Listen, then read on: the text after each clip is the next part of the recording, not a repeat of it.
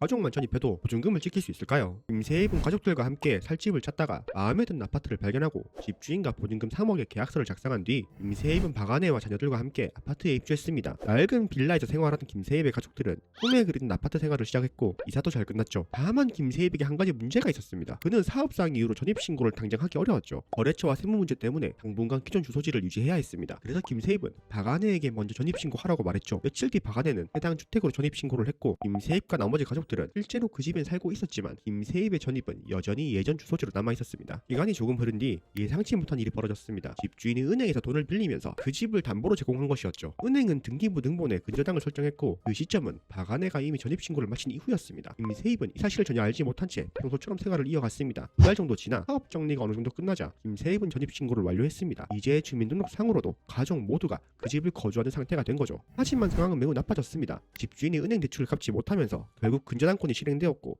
그 집은 경매에 넘어가 버렸습니다. 법원 경매가 진행된 뒤 새로운 매수인인 이낙철이 새로운 집주인이 되었습니다. 이낙철은 집을 인도받기 위해 김세입에게 집을 비워달라고 말했고 김세입은 당황했습니다. 전 재산인 3억이 날아갈 판이었죠. 그래서 이낙철에게 말했습니다. 자신은 임차인이고 보증금을 돌려받기 전에는 집을 비울 수 없다고 말이죠. 이낙철이 등기부 등본을 다시 확인해보니 은행 대출금이 실행된 시점에 김세입 본인의 전입신고는 아직 이전되지 않았다는 사실을 발견하고 이렇게 말했습니다. 당시 전입신고가 없었으니 대항력이 없는 거 아닌가요? 그렇게 싸움은 시작됐습니다.